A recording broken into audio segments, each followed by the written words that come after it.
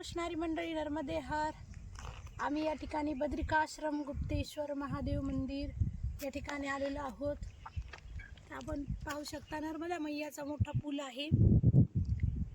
मैया त्या ठिकाणी वाहतात. नर्मदा मैयाच्या किनाऱ्यावरूनच आम्ही चालत आहोत. हे बघा, हा जो रस्ता आलेला आहे, हा रस्ता अनुसया मातेच्या मंदिरापासून इकडे आलेला आहे, आश्रमापासून. आणि हा जो रस्ता जातो तो बद्रिकाश्रम या ठिकाणी जाणार आहे.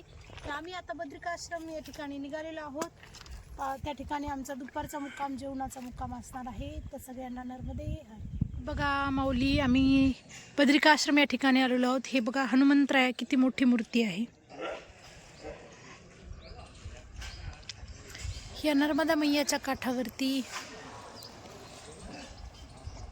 हे आश्रम आहे. हे या ठिकाणी भोजनालय आहे. खूप सुंदर भोजन प्रसाद या ठिकाणी मिळते असते.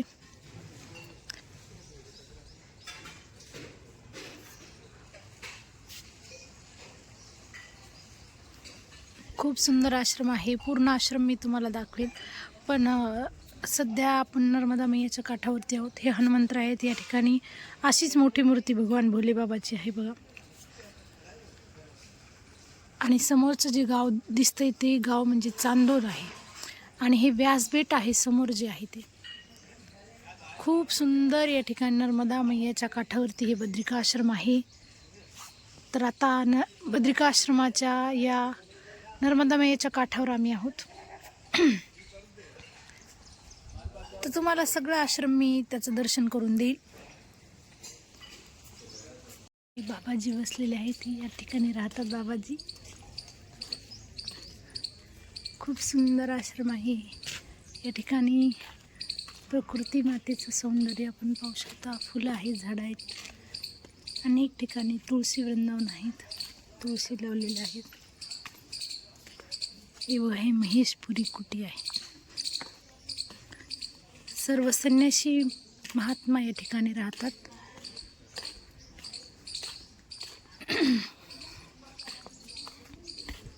हे समोरचं कार्यालय आहे. खूप सुंदर आश्रम आहे बद्रिकाश्रम.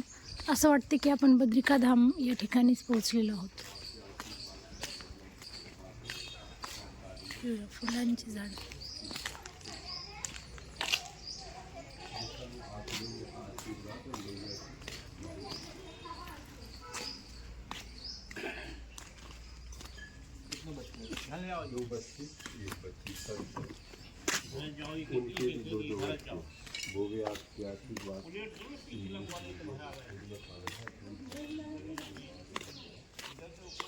हे स्नान करण्यासाठी इकडे घाट आहे. नर्मदा मैया आहेत. छोटासा पूल. आणि ही नर्मदा परिक्रमावासियांची राहण्याची सोय या ठिकाणी असते. या ठिकाणी परिक्रमावासी राहतात.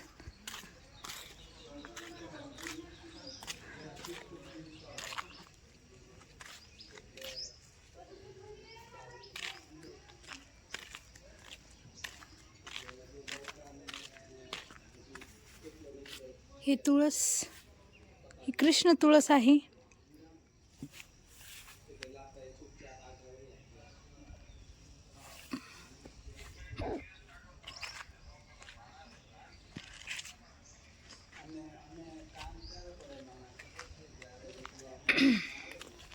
या ठिकाणी नर्मदा परिक्रमावासी पैदल येतात.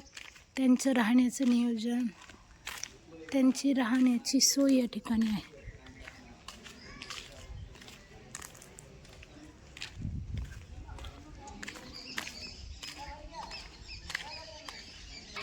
पलीकडे स्नानगृह आहे.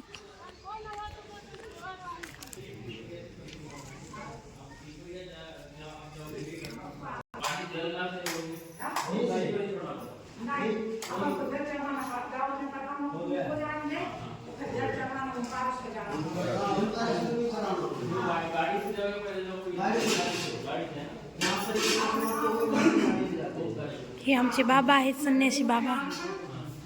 हे आता जेवण करून या ठिकाणी निवांत झोपलेले आहेत.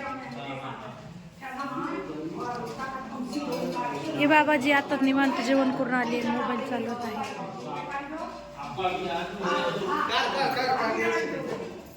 हे बघा, हे संन्यासी बाबा आहेत आमचे नाशिकचे. नाशिकला त्यांची दीक्षाभूमी आहे. संदीप महाराज गिरी श्री श्री 1008 मंडलेश्वर श्री संदीपजी महाराज गिरी बाबाजी आहेत. तर बाबाजीचं मी मुलाखत घेईल की बाबांना कसं वाटते. बाबा, नर्मदा परिक्रमा करून तुम्हाला कसं वाटतंय, काय आनंद वाटतो? आनंद वाटतोय. किती दिवस झाले निघालात तुम्ही? 1 महिना. 1 महिना झाला. अच्छा. 1 महिना 8 दिवस. वा वा वा. परिक्रमा करून कसं वाटतंय? परिक्रमा करून पाय वगैरे दुखतात की नाही? पाय नाही दुखत? मैयाची कृपा आहे तुमच्यावर खूप. रोजचा नित्यक्रम काय आहे बाबा? रोजचा नित्यक्रम सकाळपासून किती किलोमीटर चालतात? 20 किलोमीटर चालतात. वा वा. हे बाबा आमचे नेहमी हसमुख असतात. त्यांच्याकडे पाहिलं की एकदम प्रसन्न वाटतंय. असे असणारे आमचे संदीपजी बाबा गिरी. खूप सुंदर बाबांचं जीवनचरित्र आहे. बाबा संन्यासी आहेत. नाशिकला त्यांची दीक्षाभूमी आहे आणि आश्रमही त्यांचा नेवासे पैठण या ठिकाणी आहे. तर बाबाची मुलाखत झालेली आहे. बाबाला खूप आनंद होतो. तर नर्मदा परिक्रमा म्हणजे खूप विशेष स्थान. आता हे एक दादा आहेत आमचे. दादा, किती दिवस झाले तुम्हाला येऊन? आपल्याला 40-45 दिवस झाले असेल आता. 45 दिवस. 11 ऑक्टोबर रोजी आपण परिक्रमा उचललेली होती.